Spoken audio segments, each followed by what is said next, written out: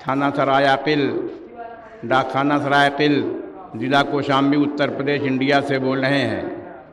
मैं हाजी सैयद अज़ादार हुसैन आपसे मुखातिब हूँ। थोड़ी देर पहले शब-ए ताबूत बरामद होनी शुरू होगी थोड़ी देर बाद, और आप हजरात एक एक करके करबला के शहीदों की शब-ए ताबूत की ज़ियारत करेंगे। करबला में शहीदों की तादाद आम तौर पर 72 बताई जाती है, लेकिन बाद मौरखीन ने 110 और दीगर हजरात ने ज़्यादा से ज़्यादा 150 तक की तादाद लिखी है। लेकिन चूँकि हमें बचपन से ही याद कराया जाता है करबला के शहीद 72, इसलिए हम 72 को ही पैमाना मानकर अपना प्रोग्राम आगे बढ़ा रहे हैं। हम 72 शहीदों की छवि तो बरामद नहीं कर सकते, न इतने वसाइल हमारे पास हैं, न इतना वक्त हमारे पास है, क्योंकि ताज़िया भी उठाना है। लेकिन उनमें से सिर्फ चंद की छवि आपके सामने बरामद की जाएगी। आज पूरी दुनिया में हुसैन का गम मनाने वाला है। जो हजरात यहाँ जुलूस में शिरकत के लिए आए हैं, शब-ए ताबूत की ज़ियारत के लिए आए हैं, उनमें से बहुत से ऐसे होंगे जो पहली बार आए हैं या आई होंगी।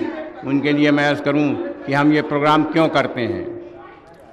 आज से 1483 बरस पहले, 1384 बरस पहले इराक़ के करबला शहर के मैदान में एक जंग हुई थी। उस जंग में एक तरफ यजीद था, एक तरफ हुसैन थे। हुसैन कौन थे? पैगंबर इस्लाम हज़रत मोहम्मद के नवासे थे। हुसैन बीबी फातिमा के बेटे थे। हुसैन हज़रत अली के साहिबजादे थे। वो हुसैन जिनको रसूल अल्लाह ने अपनी ज़बान चुसाई थी। वो हुसैन जो रसूल की परवरिश की आगोश में परवरिश पाई थी। एक तरफ हुसैन थे, दूसरी तरफ यजीद था। यजीद कौन? जो शाम का हाकिम था। यजीद कौन? जो एक शराबी था, जो जिसके नज़दीक इंसानियत कुछ नहीं थी, जो अपने मज़हब से भी बेगाना था, इस्लाम पे रहते हुए भी इस्लाम की मजम्मत किया करता था। यजीद एक बादशाह था, हुसैन एक शहनशाह थे, यानी मजहबी तौर पर हुसैन मजबूत इंसान थे। यजीद जब तख्त खिलाफत पर बैठा, मसनद नशीन हुआ, तो उसने सबसे पहला पैगाम 4 आदमियों के लिए बैत के लिए भेजा। उन 4 आदमी में एक नाम हज़रत इमाम हुसैन अलैहिस्सलाम का भी था।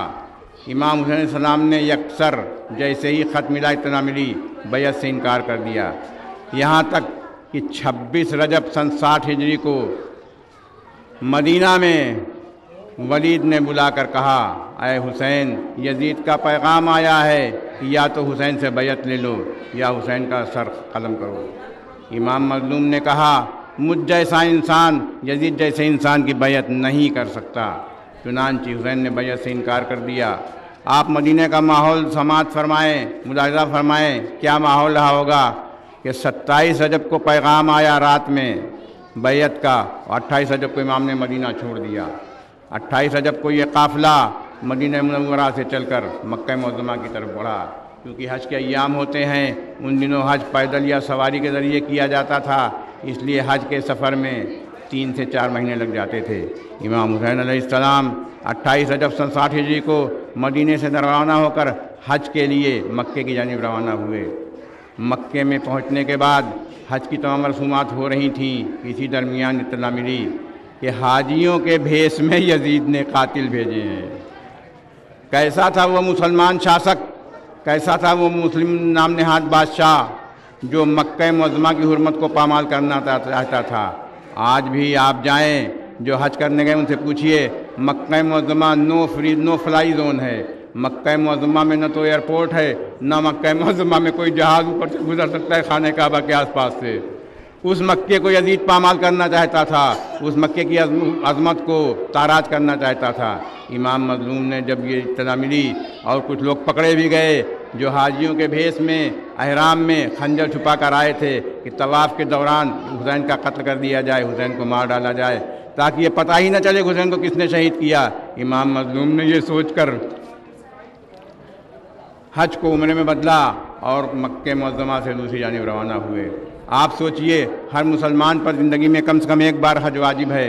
हर मुसलमान की हज करने की तमन्ना होती है, लेकिन क्या गुजरी होगी अहले बैत के दिल पर, क्या गुजरी होगी इमाम मज़लूम के दिल पर, क्या गुजरी होगी उनके चाहने वालों पर, जिन्होंने 8 रबीउल अव्वल को यानी आयन के हज के आयन 2 दिन पहले مکہ معظمہ چھوڑ دیا اور جانب صحرا روانہ ہوئے۔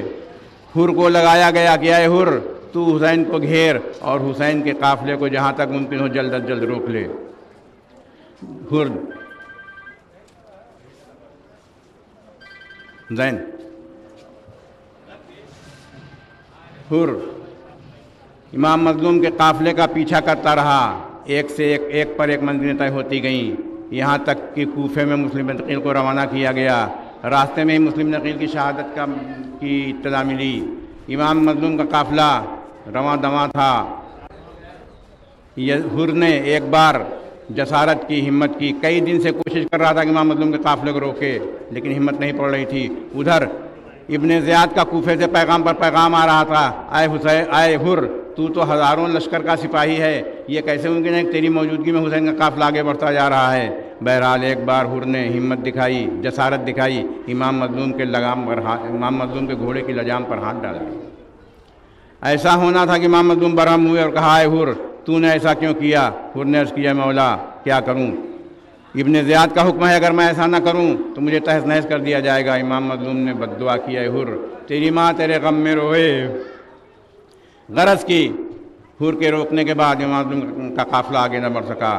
2 محرم کو وارد کربلا ہوا۔ کربلا پہنچنے کے بعد دریائے فرات کے کنارے خیمے لگا دیے گئے۔ 3 محرم گزری، 4 محرم گزری۔ 4 محرم کو شمر کو کمانڈر نمبر 2 پیسر سعد کے بعد بنا کر کربلا بھیجا گیا اور کہا گیا کہ تو جا کر سب سے پہلا کام کر کہ حسین کے قافلے کو، حسین کے خیموں کو دریا کنارے سے ہٹا دے۔ شمرلون آیا، حکم دیا کہ امام کے خیمے دریا کنارے سے ہٹا دیے جائیں۔ مجھے پوری روایت بیان نہیں کرنی، آپ نے حضرت عباس کا جوش بھی دیکھا ہے، بی بی زینب کا اپنے بھائی پر تسلط بھی دیکھا ہے کہ کس طرح سے بی بی زینب نے بپھرے ہوئے شیر کو، حضرت عباس کو روکا اور دریا کے کنارے سے خیمے ہٹائے گئے۔ 5 محرم نمودار ہوئی۔ 5 محرم کو حبیب ابن مظاہر والد کربلا ہوئے، بی بی زینب نے سلام کہلایا۔ 6 محرم آئی، 7 محرم گزری۔ 7 محرم ایسی تاریخ ہے جب خیمہ حسینی میں پانی نہیں تھا۔ پانی کی جتنی بھی اسٹور کرنے کے طریقے تھے سب اپنا لیے گئے تھے، لیکن 4 محرم کو خیمے ہٹنے کے بعد سے 3 دن تک پانی تو جاری رہا، لیکن 7 محرم سے خیمہ حسینی میں پانی بالکل نہیں تھا۔ امام مظلوم کے چھوٹے چھوٹے بچے ہاتھوں میں کوزے لیے آلتش آلتش ہائے پیاس کی آواز بلند کر رہے تھے۔ 7 محرم گزری، حسین کے بچوں کی رات پیاس میں گزری۔ 8 محرم آئی، حسین کے چاہنے والے پیاس میں رہے۔ 9 محرم آئی، حسین کے ماننے والے پیاس میں رہے۔ اس بیچ یہ نہ سمجھیے کہ جنگ کی تیاریاں نہیں ہو رہی تھیں، اور یہ بھی نہ سمجھیے کہ حسین صلح نہیں چاہتے تھے۔ تاریخ گواہ ہے، ہر مذہب عقیدے کے لوگوں نے لکھا ہے کہ امام مظلوم نے آخری دم تک صلح کی کوشش کی، چاہے وہ 7 محرم رہی ہو، چاہے وہ 8 محرم رہی ہو، چاہے 9 محرم رہی ہو۔ امام مظلوم نے اپنے ساتھیوں کو بھیج کر اور کبھی خود میدان میں جا کر پیسر سعد سے بات کی۔ پیسر سعد اس بات پر تو راضی تھا کہ جنگ نہ کی جائے، لیکن پیسر سعد اس بات پر راضی نہیں تھا کہ حسین کو جانے دیا جائے۔ اور پیسر سعد پر بھی شمر کا اس قدر پریشر تھا، ابن زیاد کا اس قدر پریشر تھا کہ یا تو جنگ کر ورنہ تجھے ہی قید کر لیا جائے گا۔ پیسر سعد جو کربلا میں یزیدی فوج کی طرف سے سپریم بنا کر بھیجا گیا تھا، اس کے ساتھ میں شمر کو نمبر 2 بنایا گیا تھا، اور اس کے اوپر کوفے کا گورنر ابن زیاد کو بنایا گیا تھا۔ ابن زیاد بصرہ کا گورنر تھا، اس کو جان بوجھ کر کوفہ لایا گیا تھا تاکہ یہ امام حسین اور رسول کے خاندان والوں کو تاراج اور برباد کر سکے۔ غرض کی جب صلح کا کوئی راستہ نہ بچا، امام مظلوم نے آخری راستہ کہا، اے پیسر سعد تو 3 میں سے ایک کام کر۔ پہلی بات یہ ہے کہ جنگ سے باز آ۔ پیسر سعد نے کہا یہ ممکن نہیں ہے۔ دوسری بات یہ ہے کہ مجھ سے جنگ نہ کر، کہا یہ بھی ممکن نہیں ہے۔ تیسری بات یہ ہے کہ مجھ کو یہاں سے کہیں اور چلا جانے دے۔ اس نے کہا یہ تو ہو سکتا ہے، لیکن بغیر سر کٹائے آپ کو جانا کون بھی نہیں ملے گا۔ بعض روایات بتاتی ہیں کہ امام حسین علیہ السلام نے ہندوستان آنے کی بھی خواہش ظاہر کی اور کہا یہ شانتی پریہ ملک ہے، یہاں کے رہنے والے بھلے ہندو ہوں لیکن وہ ہماری قدر کرنا جانتے ہیں۔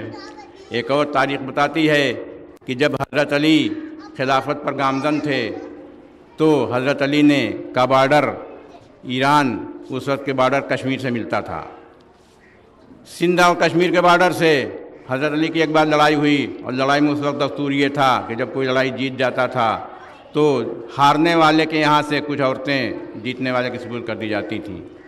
انہی عورتوں میں ایک شہر بانو بھی تھیں جو کشمیر کے راجہ چندرگپت کی لڑکی تھیں۔ یہ چندرگپت اتہاس کا نہ تو چندرگپت موریہ ہے، کیونکہ چندرگپت موریہ کی سرکار عیسیٰ سے 300 سال قبل تھی، نہ چندرگپت وکرمادتیہ ہے کیونکہ اس کی سرکار عیسیٰ سے 400 برس بعد تھی۔ یہ چندرگپت کوئی تیسرا شخص ہے جو کشمیر کا راجہ تھا، جو حضرت علی سے جنگ میں ہارا تھا، اور اس کی بیٹی جس کا نام کچھ اور تھا شہر بانو کے نام سے منسوب ہوئیں، اور بعد میں حضرت امام حسین علیہ السلام سے شادی ہو گئی۔ اس طرح کشمیر کا راجہ چندرگپت اور حضرت امام حسین علیہ السلام ہم زلف ہوئے، اور آپ نے کربلا کی لڑائی میں میدان میں مدد کی بھی گہار لگائی تھی، جس کا خط بھی چندرگپت کو ملا تھا۔ وہ تفصیل میں نہیں جانا چاہتا، لیکن اتنا ضرور کہنا چاہتا ہوں کہ امام حسین کو ہندوستان سے محبت تھی، ہندوستان سے پریم تھا، وہ ہندوستان آنا چاہتے تھے، لیکن یزیدی فوج نے ان کو بھارت نہیں آنے دیا۔ غرض کی امام مظلوم ہندوستان نہ آ سکے، 9 محرم گزری، 10 محرم کو لڑائی کا بازار گرم ہوا۔ آپ نے کل رات بھر جاگ کر شب عاشور منائی۔ شب عاشور وہ شب ہے جہاں ایک شب کی مہلت ملی تھی عبادت کے لیے، ریاضت کے لیے، اپنی فوج کی تیاری کے لیے، اپنے فوج کے جوانوں کا حوصلہ بڑھانے کے لیے۔ اور جب نماز صبح ادا ہوئی تو حضرت امام حسین علیہ السلام نے اپنے ساتھیوں سے خطبہ ارشاد فرمایا، دیکھو آج سب کو مارا جانا ہے۔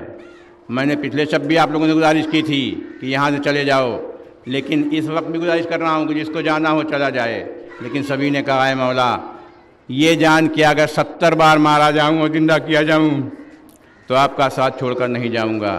غرض کی صبح کی نماز ادا ہوئی، پسرے ساتھ سامنے آیا اور پہلا تیر خیمہ حسینی کی طرف رہا کر کے کہا، اے فوج والو گواہ رہنا کہ حسین کے خیمے کی طرف پہلا تیر میں نے چلایا ہے۔ اس تیر کا چلنا تھا کہ ایک بارگی 40,000 گھڑ سوار تیر انداز انہوں نے تیر چلایا۔ 40,000 کی تعداد بہت ہوتی ہے۔ کربلا میں فوج یزیدی کی تعداد کم سے کم 80,000 اور زیادہ سے زیادہ 9 لاکھ بتائی جاتی ہے، اور کربلا کی جنگ مینلی خاص طور پر تیروں کی لڑائی تھی۔ جہاں پر 40,000 تیر چلے ہوں وہاں پر جناب عباس کی حکمت عملی، جناب امام حسین السلام کی جنگ میں مشقت اور جنگ میں تجربہ کاری نے خیموں کو اس طرح باندھا تھا کہ خیمہ صاحب کو بہت زیادہ نقصان نہیں ہونے پایا، لیکن تیر 40,000 اس طرح تھے۔ کتابوں میں ملتا ہے کہ جیسے آسمان میں کالے بادل چھا گئے ہوں، ان کالے بادلوں کے بیچ تیر دندناتے ہوئے سنسناتے امام کے خیمے کی طرف چلے، اور اس پہلے ہی حملے میں امام حسین کے 72 میں سے 40 ساتھی مارے گئے۔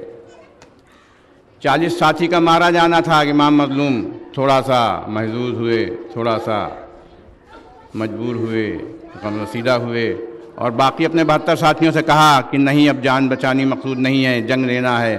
اور باقی بچے ہوئے لوگوں کے حوصلوں کا کیا کہنا، ان کے سامنے لاشیں گرتی نہیں، ان کے سامنے لوگ شہید ہوتے گئے، ان کے سامنے خون بہتا رہا، اور جیسے جیسے خون بہتا گیا ویسے ویسے ان کے حوصلوں میں اضافہ ہوتا گیا۔ اور کربلا کی جنگ اتہاس کی ایسی اکیلی جنگ ہے جہاں مرنا آسان تھا، جینا مشکل تھا۔ آپ تاریخ پڑھیے، یہاں پر ماشاءاللہ پڑھے لکھے لوگوں کا مجمع ہے، آپ نے تمام تاریخ پڑھی ہے، کوئی بھی تاریخ ایسی نہیں ہے جہاں پر انسانوں نے حملہ کرنے میں بہت زیادہ سبقت کی ہو یا نہ کیا ہو، لڑائی سے گریز کیا ہو، لیکن کربلا کی جنگ ایسی تھی جہاں ہر شخص مرنے کے لیے آمادہ تھا۔ امام مظلوم کے سامنے ایک اور بات پیش ہوئی جنہیں جناب حر کے نام سے ہم یاد کرتے ہیں۔ حر جس نے حسین کے قافلے کو روکا تھا، حر جس نے حسین کو مجبور کیا تھا کربلا میں رکنے کے لیے، حر جس نے مجبور کیا تھا امام حسین کو دیگر باتوں کے لیے، وہی حر جب 9 محرم کی رات اپنے خیمے میں ٹہل رہا تھا، یزیدی فوج کی طرف سے کمانڈر تھا، بخدا فارس میدان تحور تھا حر، 1-2 لاکھ سواروں میں بہادر تھا حر۔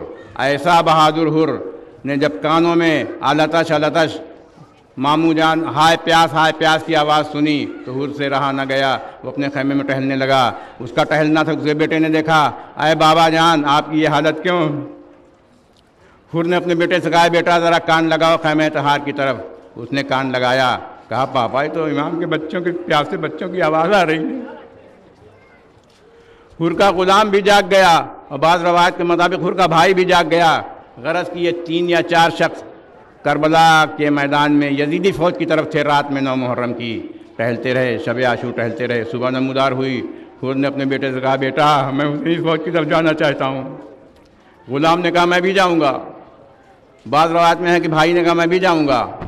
جناب حر نے کہا, حر کی بہادری کا اندازہ آپ لگائیے کہ میں اسے نہیں جاؤں گا, میں اپنے سردار پیسہ صاحب سے بتا کر جاؤں گا, اور اگر وہ روکنا چاہے تو روکے.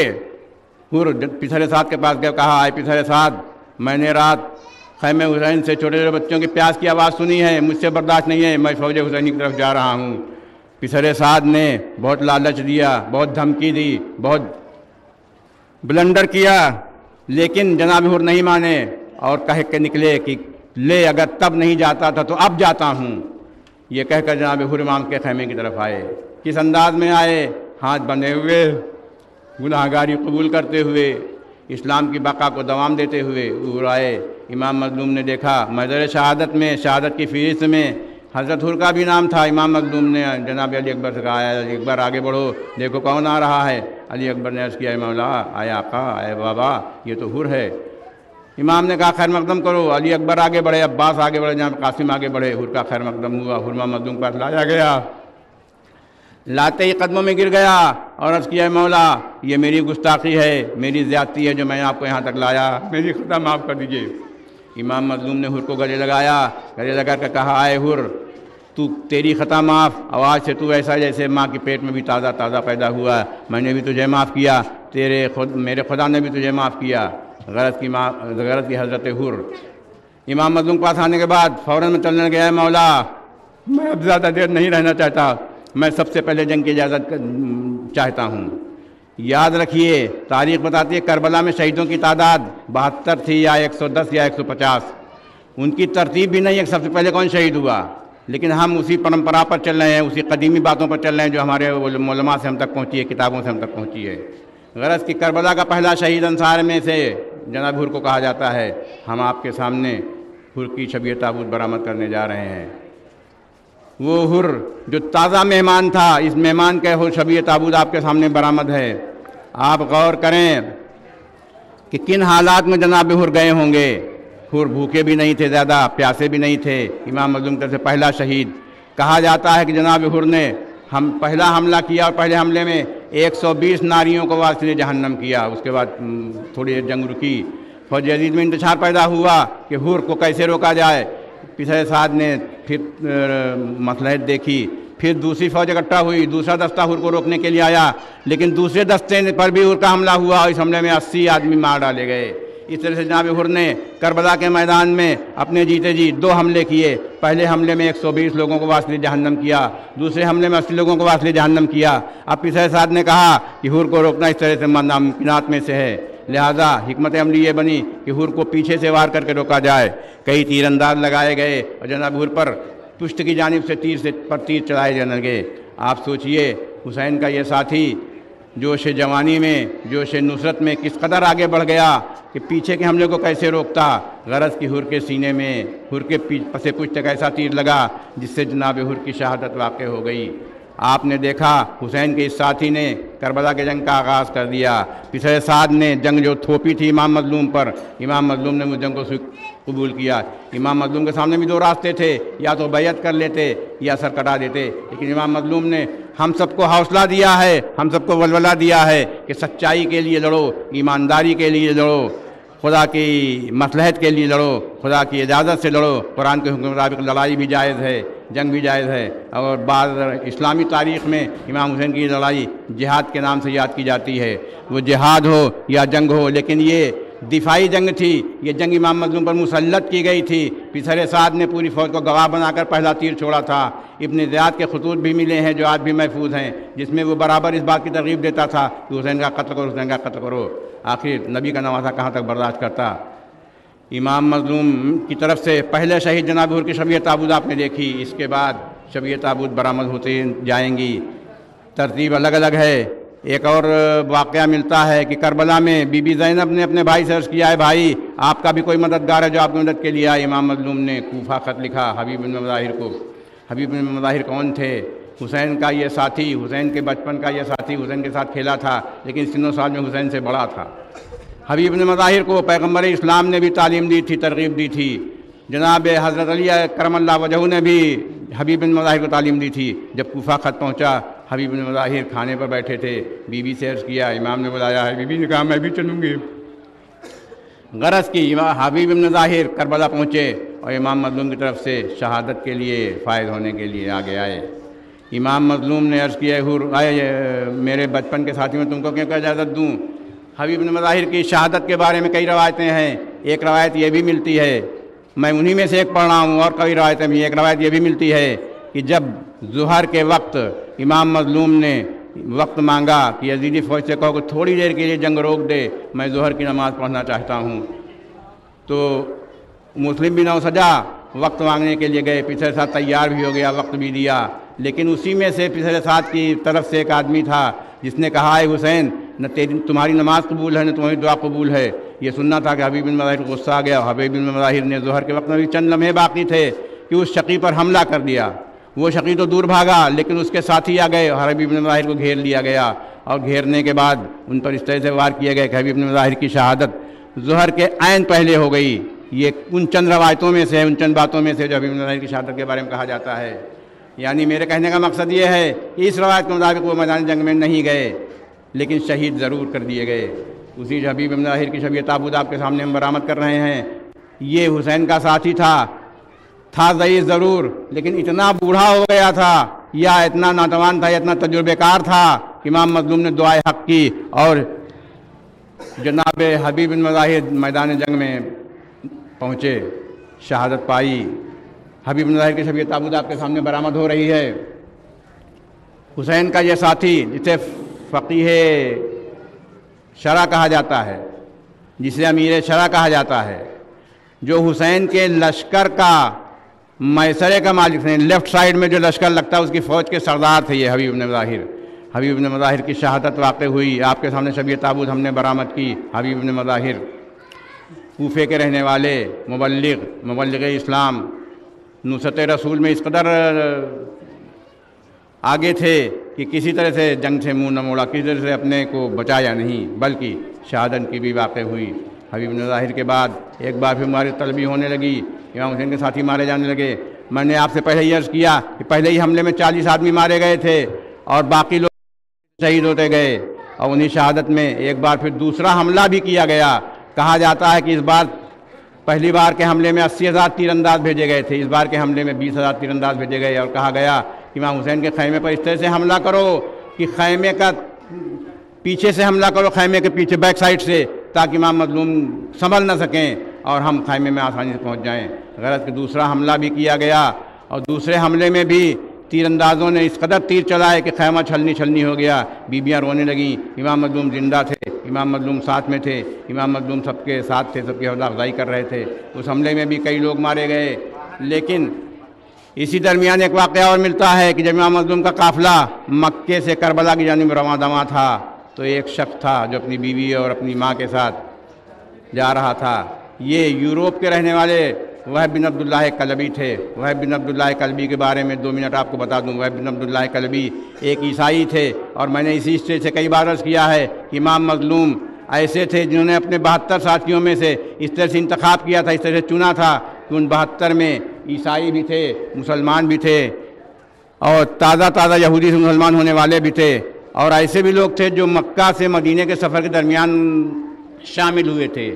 یعنی امام مظلوم کے خاندان کے افراد کی تعداد تو 18 تھی اور باقی 54 جو تھے ان میں ایسے تھے جو کچھ مدینے سے ساتھی بنے تھے، کچھ مکے سے ساتھی بنے تھے، کچھ راستے سے ساتھی بنے تھے، اور ابھی حور کے بارے میں نے بتایا کہ وہ تو تازہ مہمان تھے.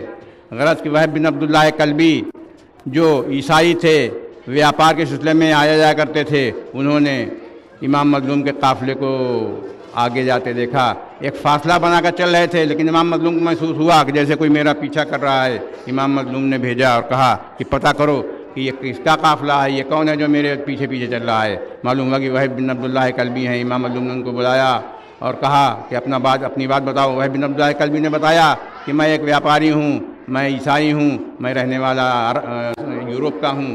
امام مظلوم نے کہا کہ میں تمہیں اپنے نصرت کے لیے چاہتا ہوں۔ وہب بن عبداللہ کلبی راضی ہو گئے، ماں بھی راضی ہو گئی، بیوی بھی راضی ہو گئی۔ وہب بن عبداللہ کلبی آگے بڑھے اور آگے بڑھنے کے بعد امام سے اجازت مانگی۔ میں آپ کے سامنے ابھی ان شہداء کی فہرست پیش کر رہا ہوں جو ظہر کے قبل شہید ہو رہے ہوئے ہیں، اور وہب بن عبداللہ کلبی کا نام بھی ان میں شامل ہے جو نماز ظہر کے وقت سے قبل شہید ہوئے۔ وہب بن عبداللہ کلبی کی شبیہ تابوت آپ کے سامنے برآمد ہوئی۔ یہ وہب جو اپنی ماں زوجہ کے ساتھ تھے، جب جنگ کے لیے جانے لگے تو بیوی نے دامن پکڑا، جس کی شادی بھی چند دن پہلے ہی ہوئی تھی۔ اے وہب، مجھے کس کے بھروسے چھوڑے جا رہے ہو؟ وہب نے کہا، امام مظلوم اور ان کے مستورات نے عرض کیا، آئے بیوی، آج سے تم میرے ساتھ رہو گی، جہاں میں رہوں گی وہاں تم رہو گی۔ ماں نے بھی یہی عرض کیا، اور بعض تاریخوں میں ملتا ہے کہ وہب کی ماں کربلا میں اکیلی ماں تھیں جس کا بیٹا بھی شہید ہوا اور ماں بھی کربلا میں شہید ہوئی، کیونکہ بیٹے کی غم برداشت نہ کر کے ماں خیمے سے باہر آ گئی تھی اور فوج یزید نے ماں پر بھی تیر چلا کر ان کو شہید کر دیا۔ وہب بن عبداللہ کلبی کی شہادت کے بعد امام مظلوم ہیں، وقت گزرتا جا رہا ہے، ایک ایک کر کے شہید ہوتے جا رہے ہیں۔ امام مظلوم نے 40 لوگوں کی پہلے حملے میں شہادت کے بعد اور چند افراد کی دوسرے حملے میں شہادت کے بعد فوج یزیدی سے یہ کہا تھا کہ اب میں چاہتا ہوں کہ ایک سے ایک کی جنگ ہو، 1 to 1 ہو، تاکہ اس بات کا پتہ چل سکے کہ کون کس سے لڑنے کے لیے آیا ہے، سب کو اپنے جوہر دکھانے کا موقع ملے، سب کو اپنے آباء و اجداد کا بیان کرنے کا موقع ملے، جسے رجس کہا جاتا ہے۔ غرض کی پچھلے ساتھ کی فوج تیار ہو گئی اور اب لڑائی شروع ہوئی ایک کے مقابلے ایک کی۔ اس ایک کے مقابلے ایک میں حسین کے کئی ساتھی مارے گئے، لیکن سب نے اپنی بہادری کے جوہر دکھائے۔ تاریخ بتاتی ہے کہ علمان اور الحفیظ کی صدائیں بلند ہو رہی تھیں۔ تاریخ بتاتی ہے کہ پشتوں کے پشتے لگ گئے تھے۔ خون کربلا اتنی شدید طریقے سے لڑی گئی، کربلا جنگ، کربلا کا ریگستان، کربلا کا ذرہ ذرہ خون سے رنگین تھا۔ ہم دیگر انصاران کی شبیہ تابوت تو برآمد نہیں کر رہے، لیکن اب حسین کے خاندان کی طرف آتے ہیں۔ کربلا میں حسین کا خاندان شہید ہونے کے لیے آیا تھا، اور اس شہادت میں 72 ساتھی تھے۔ 72 میں سے 18 ایسے تھے جو حسین کے خاندان کے تھے، جن میں حسین کے دادا اور نانا کا خون تھا۔ کوئی بھی انقلاب ایسا نہیں ملتا جہاں کا 25% انسان اپنے ایک خاندان کا رہا ہو۔ آپ اتہاس میں پڑھتے ہیں، آپ تاریخ میں پڑھتے ہیں، 1688 کا انقلاب انگلینڈ کا انقلاب ہو، یا 1789 1789 کا فرانس کا انقلاب ہو، یا 1775 کا امریکہ کا انقلاب ہو، یا 1917 کا روس کا انقلاب ہو، یا 1979 کا ایران کا انقلاب ہو۔ انقلاب ایک سے ایک آتے رہے، حکومتیں بدلتی رہیں، نظریات بدلتے رہے، لیکن امام مظلوم کا انقلاب ایسا تھا جس میں امام مظلوم کے خاندان کے 18 ساتھی تھے، یعنی ٹوٹل 72 میں سے 18 25% ہوتا ہے۔ 25% کے ساتھ امام مظلوم کربلا کے میدان میں آئے، شدید جنگ ہوئی۔ اب اعزہ کی باری ہے۔ اعزہ میں امام مظلوم کے بیٹے بھی ہیں، بھانجے بھی ہیں، بھتیجے بھی ہیں، بھائی بھی ہیں، تمام لوگ ہیں۔ غرض کہ مسلم کی نقیل کی اولادوں نے قربانی دی، اور اب باری آئی جعفر کے اولادوں کی، عبداللہ کے اولادوں کی، جعفر کے پوتوں کی۔ جناب عبداللہ حضرت امام حسین السلام کے بہنوئی تھے، بی بی زینب کے شوہر تھے۔ ان کے 2 بیٹے کربلا کے میدان میں کام آئے، ایک کا نام محمد تھا، دوسرے کا نام اون تھا۔ بعض روایت میں ہے کہ محمد اور اون، یعنی اون و محمد، ہم لوگ ساتھ میں ہی نام لیتے ہیں، اون و محمد، یہ دونوں ساتھ میں دوڑنے گئے تھے۔ بعض روایت میں ہے کہ الگ الگ لڑنے گئے تھے، لیکن میں اسی روایت پر عمل کرتا ہوں جہاں پر دونوں کو ساتھ ساتھ روانہ کیا گیا تھا۔ اور آپ نے ابھی گزشتہ شب میں بھی سنا کہ رن میں آمد ہے 2 ستاروں کی۔ یہ 2 ستارے اپنے جنگ سے، اپنی ماں سے اجازت لے کر میدان جنگ میں گئے۔ مجھے یہاں پر رخصتی نہیں پڑھنی، لیکن میں جنگ کو مزید بتانا چاہتا ہوں۔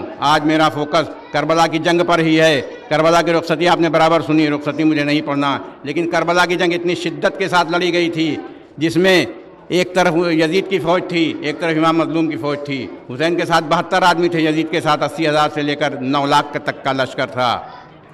شہید ہونے والا بھی مسلمان اور قاتل بھی مسلمان۔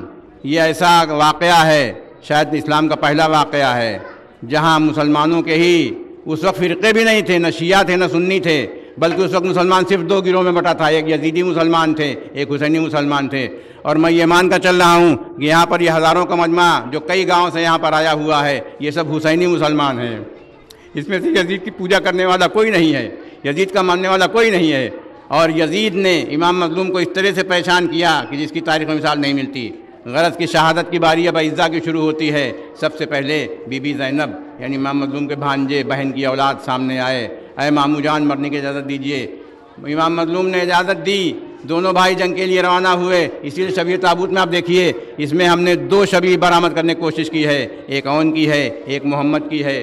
لڑتے رہے، بہادری کا یہ عالم تھا کہ ان کا سن 9 سال اور 11 سال بیان کیا جاتا ہے۔ 9 برس اور 11 برس کے یہ بچے جنگ کرتے کرتے پسرے سات کے خیمے تک پہنچ گئے، اور نیچے اپنے نیزے پسرے سات کے خیمے میں چپ ہو کر کہا، اے ظالم نکل، کہاں ہے؟ اور تاریخ لکھتی ہے پسرے سات یزید کا کمانڈر تھا جو 7 پیروں میں رہتا تھا، وہاں سے بچوں کو پہنچنا ایک عجیب بات تھی، ایک بہت بڑی جنگ کی آزمائش تھی، اور اس میں یہ بچے کامیاب رہے۔ پسرے سات اپنے خیمے سے نکل کر بھاگا، اور جیسا کہ آپ سنتے آئے ہیں سمجھتے آئے ہیں، اور عقل بھی یہ کہتی ہے کہ جب پسرے سات یعنی یزیدی فوج ایک ایک کر کے کامیاب نہیں ہوتی تھی تب آخری حربہ یہ ہوتا تھا سب مل کر پیچھے سے حملہ کرو۔ چنانچہ جناب امام حسین کے ان بھانجوں پر بھی حملے کیے گئے، اون محمد پر حملہ ہوا، اون پر حملہ ہوا، محمد پر حملہ ہوا۔ ایک بھائی نے دوسرے بھائی کو دیکھا، چند قدم کے فاصلے پر تھے۔ تاریخ بتاتی ہے کہ جناب اون کی رحلت پہلے ہوئی، اور جب امام مظلوم آواز سن کر میدان قتال میں پہنچے تو محمد میں جان باقی تھی۔ غرض کہ امام مظلوم نے دونوں لاشوں کو اکٹھا کیا۔ اس وقت حضرت عباس بھی تھے، علی اکبر بھی تھے، قاسم بھی تھے، اور امام مظلوم ہر شہید کی لاش کو خیمے میں لاتے تھے، ایک ایک کر کے لاتے تھے، اور ایک جگہ بنا دی تھی مقتل جسے کہا جاتا ہے، وہاں پر ان لاشوں کو سب سے قیمتی ہیرا امام مظلوم کی خدمت میں، خدا کی خدمت میں پیش کیا۔ جب اون محمد کی شہادت واقع ہو گئی، اب باری آئی دوسرے اعزا کی۔ ایک اعزا کا نام میں لینا چاہتا ہوں، جناب قاسم۔ جناب قاسم وہ تھے جو امام حسین کے بڑے بھائی امام حسن کی شہادت کے وقت 10 سال کے، شہادت کے وقت 3 سال کے۔ جناب قاسم امام حسن السلام کے بیٹے تھے، وہ بھی کربلا میں گئے تھے۔ وہ اپنے چچا کے پاس پہنچے اور کہا، اے چچا مرنے کی اجازت دیجئے۔ آپ یہ غور کیجئے، کربلا کا ہر شہید مرنے کی اجازت لینے جاتا تھا، زندگی کو پناہ نہیں دینا چاہتا تھا، کیونکہ اسے معلوم تھا جتنی دیر زندہ رہیں گے اتنی دیر تک برداشت کرنا پڑے گا، شہادت برداشت کرنی پڑے گی۔ اس لیے ہر آدمی اس شہادت میں سبقت اولویت پراتمکتا لینا چاہتا تھا۔ غرض کہ جناب قاسم امام مظلوم کے پاس آئے، امام مظلوم نے عرض کیا، ہے قاسم تم تو میرے بڑے بھائی کی نشانی ہو، میں تم کو کیوں کر مرنے کی اجازت دے سکتا ہوں؟ امام مظلوم نے جناب قاسم کو روکا۔ اسی درمیان یاد آیا جناب قاسم کو کہ میرے باپ تعویذ مجھے دی تھی، اور کہا تھا، اے قاسم تم پر جب کوئی سخت وقت آئے تو اس تعویذ کو کھولنا اور پڑھنا، اس میں کیا لکھا ہے اس پر عمل کرنا۔ جناب قاسم نے ماں کی اجازت سے اس تعویذ کو کھولا۔ تعویذ میں لکھا تھا، اے قاسم ایک وقت ایسا آئے گا جب میں نہ ہوں گا، تمہارا چچا نرغہ اعداء میں گھرا ہوگا، اس وقت میری طرف سے مدد کرنے میں کوئی کوتاہی نہ کرنا اور جان دینے میں سبقت کرنا۔ امام مظلوم جناب قاسم امام مظلوم کے پاس وہ خط لے کر پہنچے اور عرض کی، اے چچا جان یہ خط دیکھیے۔ جناب امام حسین نے جناب قاسم سے وہ خط لیا، بھائی کی تحریر دیکھی، چوما، آنکھوں سے لگایا۔ چھوٹے بھائی کو وہ بڑا بھائی یاد آیا جس کی شہادت 10 سال پہلے ہو چکی تھی۔ غرض کی جناب قاسم کو اجازت ملی، جناب قاسم جنگ کرتے ہوئے آگے بڑھے۔ اسی درمیان ایک روایت یہ بھی ملتی ہے کہ کربلا میں امام مظلوم نے جناب قاسم کا عقد اپنی بیٹی فاطمہ کبریٰ کے ساتھ بھی کیا تھا۔ اس روایت میں کہاں تک مستند ہے کہاں تک غلط ہے میں نہیں جانتا، لیکن یہ ان کا شوہر جناب قاسم جن کی عمر 13 سال کی تھی، بیان کیا جاتا ہے کہ جناب قاسم جب لڑنے کے لیے چلے، حملے پر حملے ہوتے گئے، ارزق نام کا ایک پہلوان سامنے آیا، اس کو فوج نے بھیجا، لیکن ارزق نے کہا یہ کیسے ممکن ہے کہ میرے جیسا پہلوان جس کے پیر رکھنے سے عرب کی دھرتی کانپتی ہے وہ اس 13 سال کے بچے سے لڑے، اس میں میری بزدلی ہے۔ چنانچہ ارزق کے 4 لڑکے بیان کیے جاتے ہیں، ایک ایک کر کے چاروں لڑکے جناب قاسم لڑنے کے لیے آئے، چاروں کو جناب قاسم نے واصل جہنم کیا۔ واصل جہنم میں ارزق اس قدر غصے میں تھا، اس قدر تیش میں تھا کہ آپ سوچئے جس کے 4 جوان بیٹے 10 منٹ پہلے مارے گئے ہوں، اس کے باپ کا کیا عالم رہا ہوگا جو اپنے کو عرب کا سب سے بڑا پہلوان سمجھتا رہا ہو۔ جناب قاسم کے سامنے ازرق آیا. جناب قاسم وہ جنگ کی یادگار زمانہ ہے اور آج بھی ہم واہ قاسمہ کر کے ماتم کرتے ہیں. ہم یہ بھی یاد کرتے ہیں ماں کے خیمے سے صدا آتی ہے قاسم گھر چلو. ہم یہ بھی یاد کرتے ہیں ایک رات کی بیاہی یہ بیان کرتی ہے صاحب جناب قاسم شہید کیے گئے. جناب قاسم کی لاش جو پامال ہو چکی تھی کربلا میں لائی گئی. جناب قاسم کی شہادت کے بعد اب حسین کے پاس فقط 3-4 لوگ بچے ہیں. ایک علمدار لشکر حضرت عباس علی اکبر اور ایک 6 مہینے کا لال. 6 مہینے کا لال جنگ کرنے نہیں جاتا. 18 سال کا بیٹا بار بار میں چلتا رہا. اور بعض روایات کربلا میں یہ بھی ملتی ہیں کہ جناب حر کے ساتھ ساتھ سب سے پہلے شہید ہونے والے حضرت علی اکبر تھے, کیونکہ امام مظلوم کسی طور پر یہ تانا نہیں سننا چاہتے تھے کہ اپنے بیٹے کو تو بچا لیا اور انصاران کو شہید کر دیا. اس لیے کربلا کے شہیدوں کی فہرست کی ترتیب, فہرست کی سیریل نمبر ہمارے پاس نہیں ہے. میں معذرت خواہ ہوں کہ بیان نہیں کر سکتا. جو کچھ ہم سے بتایا گیا, جو کچھ میں نے بچپن سے سنا, وہ آپ کے سامنے بیان کر رہا ہوں. اب حضرت علی اکبر کربلا کے پہلے شہید رہے ہوں یا ترتیب کے حساب سے آخری سے 2-3 پہلے شہید رہے ہوں, لیکن ان سے پہلے علمدار لشکر آیا حضرت عباس. حضرت عباس حضرت علی کے بیٹے تھے. کربلا کے جنگ کے وقت آپ کی عمر 34 برس کی تھی. 34 برس کے اس 34 ایئرس کے اپنے بھائی کو امام مظلوم نے کربلا کے لشکر کا علمبردار بنایا تھا. اسی لیے آج ہم علمدار نام رکھتے ہیں. عباس علمدار کہا جاتا ہے. وہ لشکر آیا. میں نے آپ سے پہلے یہ عرض کیا کہ آج مجھے رخصتی نہیں پڑھنی, لیکن اتنا ضرور پڑھنا ہے, ہر جری کے بہادری کا تذکرہ ضرور کرنا ہے. حضرت عباس اتنے بہادر تھے کہ کربلا کے میدان میں بیان کیا جاتا ہے کہ جب ظہر کی نماز ہو چکی اور حضرت عباس کو مسلم بن سجا اور دوسرے لوگوں نے دیکھا تو کہا, اے عباس تم تو بالکل علی کی تصویر لگتے ہو. حضرت عباس نے کہا, تم ہمیں شجاعت کی یاد دلانا چاہتے ہو؟ میں کتنا شجاع ہوں آپ کو بتاتا ہوں. یہ کہہ کر حضرت عباس نے ایک بار انگڑائی لی.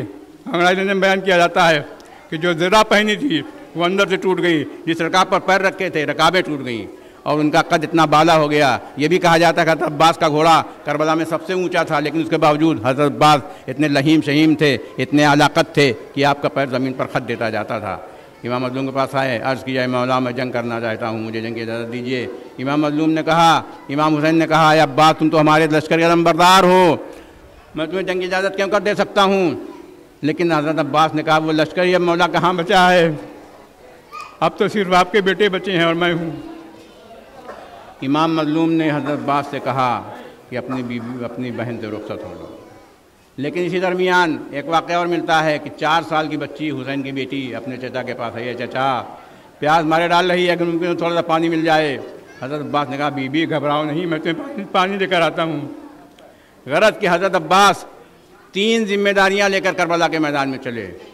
پہلی ذمہ داری علمدار لشکر یعنی علم ساتھ میں, دوسری ذمہ داری بی بی سکینہ کی مشق ہاتھ میں پانی لانا ہے, تیسری ذمہ داری جنگ کے ہنر بھی دکھانا ہے, اور تلوار بھی نہیں ہے. کربلا کے میدان میں ملتا ہے کہ امام مظلوم نے جتنے ساتھیوں کو بھیجے سب نے اتنی بہادری کے ساتھ حملہ کیا, اتنی بہادری کے ساتھ لڑائی لڑی کہ ان 72 میں سے تقریباً 65 ساتھیوں نے ہی 20,000 یزیدی فوج کو کربلا کے میدان میں چند گھنٹوں کے اندر ہلاک کر دیا تھا. امام مظلوم نے حضرت عباس کی طاقت کو کم کرنے کے لیے ان کی تلوار بھی توڑ دی اور کہا, یہ نیزہ لے کر جاؤ. حضرت عباس گئے, 20,000 تیر انداز تیر چلانے میں لگا دیے گئے. حضرت عباس آگے نہ بڑھنے پائیں, ان کے ہاتھ میں مشکل گری لگ جائے, پانی خیمے میں پہنچ جائے گا. حضرت عباس آگے بڑھتے گئے, تیر پر تیر چلتے رہے, تلوار پر تلواریں چلتی رہیں. ایک ہاتھ میں علم تھا, دوسرے میں ڈھال تھا, گلے میں مشق تھی, دانتوں میں مشق تھی. مشق لے کر آگے بڑھتے رہے. تیر بے اثر ہو گئے, تلواریں بے اثر ہو گئیں. حضرت عباس جوش میں ولولے میں آگے بڑھتے ہوئے نہر فرات پر پہنچ گئے اور مشق کو بھرا. آپ جانتے ہیں, آپ نے خود دیکھا ہے کہ دریا ہمیشہ نیچے کی طرف ہوتا ہے, جو ترائی ہوتی ہے نیچے کی طرف ہوتا ہے. حضرت عباس کا علم آپ کے سامنے برآمد ہوا. میں چاہوں گا تھوڑا صبر سے کام لیا جائے. اور حضرت عباس کا لاش تو نہیں آ سکی, لیکن ان کا علم آیا. میں نے شہادت کو موقوف کیا چونکہ علم برآمد ہو چکا ہے. حضرت عباس کی لاش اس لیے نہیں آ سکی کہ حضرت عباس نے خود کہا تھا, مجھے اپنی بھتیجی جس کے لیے پانی لانے کا میں نے وعدہ کیا تھا اس سے شرم آتی ہے. آقا میری لاش خیمے میں نہ لے جائیے گا. چنانچہ عباس نہیں آئے, ان کا علم آیا. میں نے حضرت عباس کا علم آپ کے سامنے برآمد کیا. اور حضرت عباس کا علم ہی ہے جو آج ہماری فتح کی نشانی ہے, حسینی فتح کی نشانی ہے. علم اونچا رہے گا. علم پر نہ جانے کتنے اشعار کہے گئے, علم پر نہ جانے کتنے شعراء نے کہا. اور علم آج بھی یہ علم ہر حسینی گھر میں، ہر حسین کے چاہنے والے گھر میں، چاہے وہ شیعہ ہو یا سنی ہو، ہندو ہو یا مسلمان ہو، عباس کے وجے کی پتاکا، حسین کی وجے کی پتاکا ہر گھر میں لہرا رہی ہے اور اس بات کا اعلان کر رہی ہے کہ کربلا میں یزید ہارا اور حسین زندہ رہے۔ کربلا میں یزید مارا گیا اور حسین بظاہر زندہ رہے۔ حسین کو ایسی زندگی ملی جو آج بھی قائم ہے۔ آج بھی آپ لاکھوں لوگوں کا نام حسین میں سنیں گے، لیکن مسلمانوں میں ہی کوئی آدمی آپ کو ایسا نہ ملے گا جو اپنے بچے کا نام یزید رکھتا ہو۔ لفظ یزید داخل دشنام ہو گیا، یزید لفظ گالی بن گیا ہے۔ جس کو کوئی بات کہنی ہوتی اس کو برا بھلا کہنا کرنا، چپ یزید چپ، جو پانی بند کرتا ہے پانی نہیں دے رہا ہے یزید چپ، پانی مانگنے پر کوئی پانی نہیں دے، کہنے کیا یزید ہو گیا پانی نہیں دے گا؟ یزید وہ ایسا ظالم تھا، ایسا انسان تھا جو امام مظلوم ہی نہیں ان کے بچوں کا بھی دشمن تھا، ان کی عورتوں کا بھی دشمن تھا، ان کے مستورات کا بھی دشمن تھا، ان کے بھائی اور انصاروں کا بھی دشمن تھا۔ یہ علم آپ کے سامنے برآمد ہو رہا ہے، دیکھیے علم میں مشق بھی لگی ہوئی ہے، اور آج بھی ہم جب علم نکالتے ہیں تو مشق نکالتے ہیں۔ میں گزارش کروں گا آپ علم لے کر چلنے والوں سے بہت دھیرے دھیرے چلیں تاکہ ہر آدمی آرام سے علم کی زیارت کر سکے اور چوم سکے۔ غرض کی حضرت عباس کی شہادت کے بعد اب خیمہ اطہار ہے اور امام مظلوم کے دو بچے ہیں، ایک کا نام علی اکبر ہے، ایک کا نام علی اصغر ہے۔ ہماری شہادت کے سلسلے میں جناب عباس کے علم کے بعد اب ایک اور شہادت ہے جس میں 18 برس کا بیٹا باپ کے سامنے آتا کہتا ہے بابا مرنے سے اجازت دیجیے۔ باپ نے کہا تم تو پیغمبر اسلام کی نشانی ہو۔ اتہاس میں ملتا ہے کہ حضرت علی اکبر کی شکل و صورت اللہ نے اس طرح سے عطا کی تھی، نہایت خوبصورتی یوسف ان کے سامنے مات تھی۔ پیغمبر اسلام حضرت محمد صاحب کے نشانی تھے، صورت ملتی جلتی تھی، اور امام حسین علیہ السلام نے کئی مرتبہ کہا ہے کہ جب مجھے پیغمبر کی زیارت کرنی ہوتی تھی تو میں حضرت علی اکبر کو سامنے لا کر رکھ دیتا تھا، میں سوچتا تھا رسول کو میں دیکھ رہا ہوں۔ غرض کے لیے اکبر مچلتے رہے، اجازت ملی، حضرت علی اکبر جنگ کے لیے گئے۔ جیسے آپ نے حضرت حر کے بارے میں سنا کہ 2 حملے کیے گئے، اسی سے حضرت علی اکبر نے بھی کربلا کے میدان میں پہلا حملہ کیا اور دوسرا حملہ کیا۔ پہلے حملے میں ہی 120 کوفیوں کو، شامیوں کو واصل جہنم کیا۔ اتنے بہادر تھے کہ جدھر نظر گھوم جاتی ادھر لشکر ہٹ جاتا تھا۔ تلوار کے اتنے دھنی کہ جس طرح تلوار چل جاتی تھی، فوجی دین میں ایسی بھگدڑ مچ جاتی جیسے سمندر میں لہریں اٹھتی ہیں بھاگنے والوں کی۔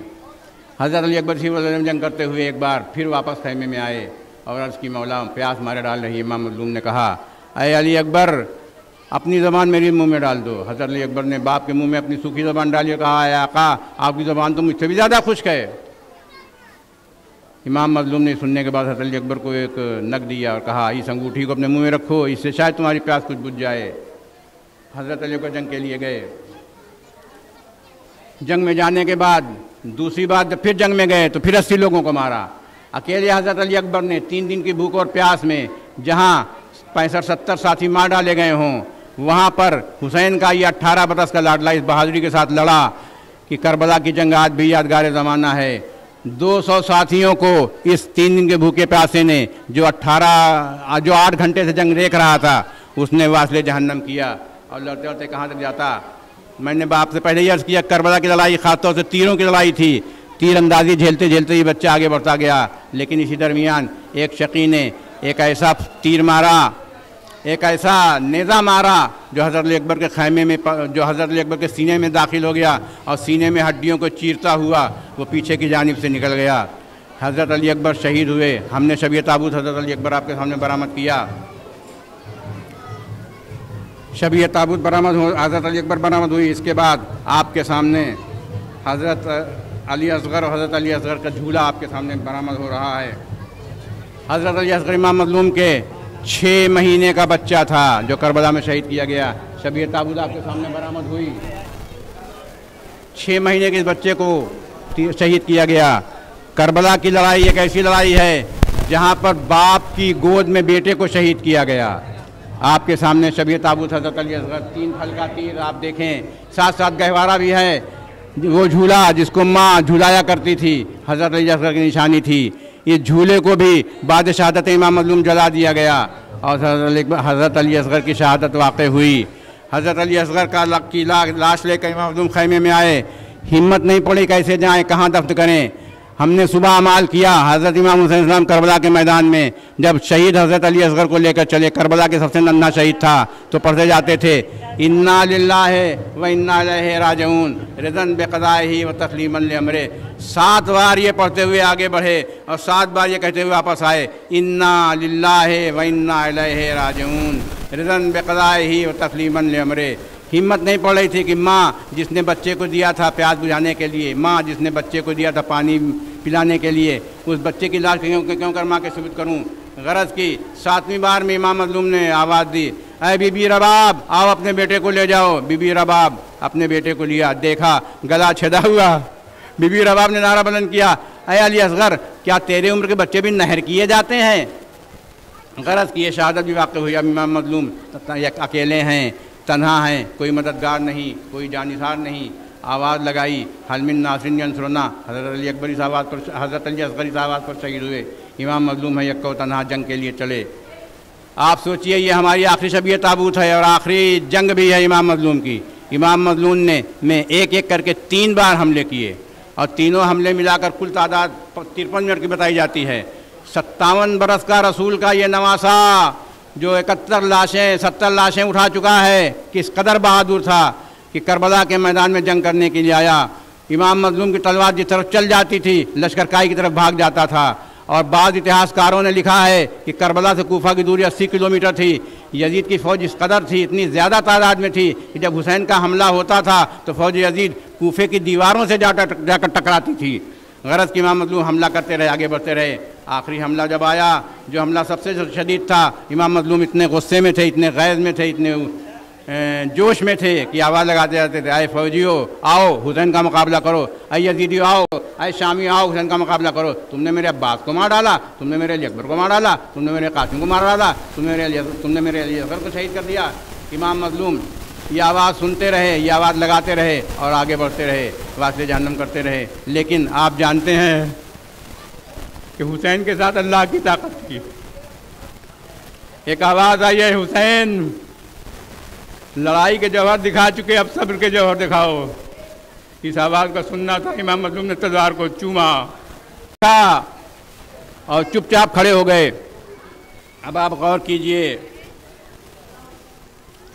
अब आप गौर कीजिए कि वो सिपाही जो बहादुरी के साथ लड़ता रहा हो, तलवार को जबरन लेगा तो फ़ौज की हिम्मत का क्या आलम होगा। अब सारे यजीदी इकट्ठा हो गए, सारे कूफी इकट्ठा हो गए, सारे शामी इकट्ठा हो गए और इमाम मज़लूम पर हमला होने लगा। कोई तलवार से हमला करता था, कोई नेज़े से हमला करता था, कोई तीर से हमला करता था।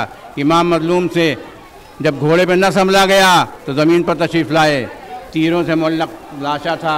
आपके सामने हमने कोशिश की है कि उनमें से कुछ तीर भी दिखा सकें जो इमाम मज़लूम के ज़ख्म पर पेवस्त थे, इमाम मज़लूम के जिस्म पर घुसे हुए थे। बाद इतिहासकारों ने लिखा है कि इमाम मज़लूम को 1900 ज़ख्म लगे थे और 1900 से ज़ख्म तने चाक चाक पर। इसी गरज में इमाम मज़लूम ज़मीन पर तशरीफ़ लाए। अब पिछले साथ ने आवाज़ दी, हुसैन का काम तमाम करो। एक के बाद एक सिपाही आगे बढ़ते गए। किसी ने कहा कि मैं नहीं दिवा करूँगा, मुझे शबीर रसूल अल्लाह की तस्वीर दिखाई दे रही है। किसी ने कहा मैं नहीं दिवा कर सकता, मुझे करबला के मैदान में रसूल की तस्वीर और अली की तस्वीर दिखाई दे रही है। लेकिन शिम्र नाम का एक ऐसा शकी था, शिम्र नाम का एक ऐसा जालिम था। मैंने अभी अर्ज़ किया कुछ देर पहले कि जिस तरह लोग अपने बच्चों का नाम मुसलमान यजीद नहीं रखते, उसी तरह कोई शिम्र भी नाम नहीं रखता। शिम्र किस कदर जालिम था, शिम्र किस कदर बदगुमान था, शिम्र किस कदर बहका हुआ था कि उसने इमाम मज़लूम के बच्चों को भी नहीं रहा और वो इमाम मज़लूम के सीने पर आकर सवार हो गया। आप सोचिए, रसूल का नवासा शिम्र इमाम मज़लूम के सीने पर सवार। इमाम मज़लूम ने कहा है, शिम्र अगर इजाज़त हो तो मैं नमाज़ अदा कर लूँ, यह असर का वक्त है, शहादत का वक्त है। इमाम मज़लूम असर की नमाज के सजदे में गए। शिम्र ने इतना बदगुमान था कि ऐन नमाज में इमाम हुसैन पर हमला किया। आपने तमाम वाक़यात सुने होंगे कि नमाजियों पर हमले हुए इराक़ में भी होते हैं, सीरिया में भी होते हैं, पाकिस्तान में भी होते हैं, लेकिन ऐसा कोई शहीद न सुना होगा जो सजदे में गया हो और सजदे पर पीछे गर्दन के पीछे किसी से वार किया गया हो। इमाम मज़लूम का गला इतना सूखा था और यजीद ने गुस्से में खंजर को पत्थरों पर पटक कर इतना कुंद कर दिया था, इतना भोसड़ा कर दिया था, इतना उसकी नोक को कम कर दिया था कि वो ऐसे तो गर्दन पर छुरी न चला सका, लेकिन उसने उस तरह से गर्दन पर वार करना शुरू किया। एक एक करके वार किया जाता है। रवायतें बताती हैं कि 12 बार में, बाद 18 बार में इमाम हुसैन का गला जुदा हुआ और करबला में یزید نے امام مظلوم کا بھلے ہی اس وقت کام تمام کر دیا ہو، امام مظلوم کے سبھی 72 ساتھی مارے گئے ہوں، لیکن آج آپ دیکھتے ہیں حسینیت کا جو ولولہ ہے، حسینیت کا جوش ہے، حسین زندہ ہے، یزید مردہ ہے۔ حسین کی قبر دیکھیے، اور میں خود کربلا معلیٰ گیا ہوں، 24 گھنٹے میں کوئی وقت ایسا نہیں جاتا جب ہزاروں کی تعداد میں لوگ امام مظلوم کی مزار کے آس پاس نہ رہتے ہوں، لیکن یزید کی قبر کا بھی کہیں پتہ نہیں ہے۔ یہ امام مظلوم کی سواری ہے جو آپ کے سامنے برآمد ہوئی، یہی گھوڑا امام مظلوم کے شہادت کی خبر لے کر خیمہ طہار میں گیا تھا، اور یہ سواری ذوالجناح کہا جاتا ہے۔ یہ امام مظلوم کو رسول اللہ کی سواری ہے، رسول اللہ اسی پر سوار ہوا کرتے تھے۔ رسول اللہ سے یہ گھوڑا حضرت علی کو ملا، حضرت علی کے بعد یہ گھوڑا امام حسن السلام کی خدمت میں آیا، اور امام حسن السلام کی شہادت کے بعد یہ گھوڑا امام حسین السلام کو ملا۔ اسی گھوڑے پر سوار ہو کے امام مظلوم جنگ کرنے کے لیے گئے تھے۔ اب آپ سوچئے کیسے فوجی یزیدی تھے کہ حسین کو تو مار ڈالا، لیکن ان کے سواری کا اتنا احترام کیا کہ بعد شہادت حسین جب ایک شخص اس گھوڑے پر سوار ہونا چاہا تو ایک صحابی سامنے آیا اور کہا، اے بدنین اتر، میں نے اس گھوڑے پر رسول کو بیٹھے ہوئے دیکھا، تو کیسے بیٹھتا ہے میرے سامنے؟ تو کربلا ایسی لڑائی تھی جہاں انسانوں کا، حسین کے چاہنے والوں کا، پیغمبر اسلام کے نواسوں کا، پیغمبر اسلام کے خاندان کا احترام کم تھا نہ تھا، لیکن ان کی سواری کا بہت بڑا احترام تھا۔ بعد شہادت حسین اس سواری کو بھی لوٹ لیا گیا، غرض کہ ہماری شب تابوت برآمد ہونے کا سلسلہ پورا ہوا۔ میں 2 منٹ میں آخری پیغام آپ کو دینا چاہتا ہوں۔ آپ اتنی دور سے زیارت کرنے کے لیے میں آپ کا شکر گزار ہوں۔ یہ ہزاروں کا مجمع جو میرے سامنے ہے، اس میں ہندو بھی ہیں، مسلمان بھی ہیں، عورتیں بھی ہیں، بچے بھی ہیں، بہت سے لوگ پہلی بار دیکھنے آئے ہیں، بہت سے لوگ بار بار دیکھ رہے ہیں، لیکن یاد رکھیے کربلا کا پیغام ہم سب کے لیے ہے۔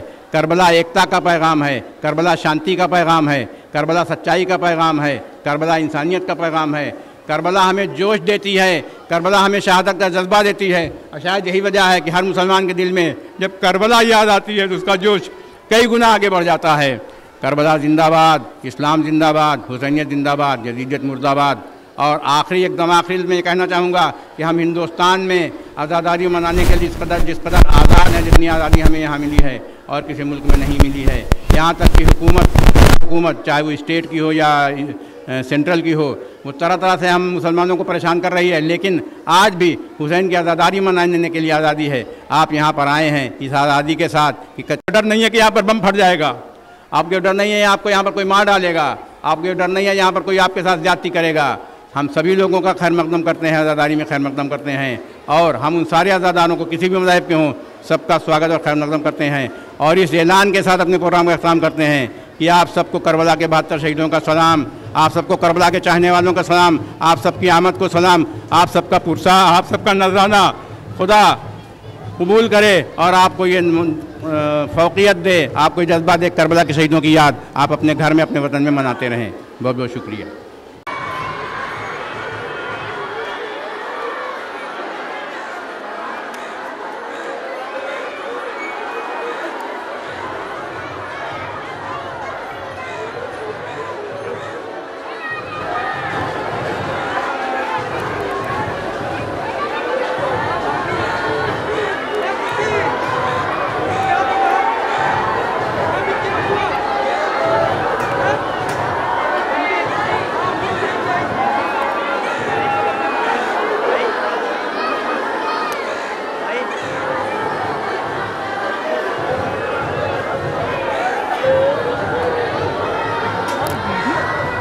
ویڈیو بنا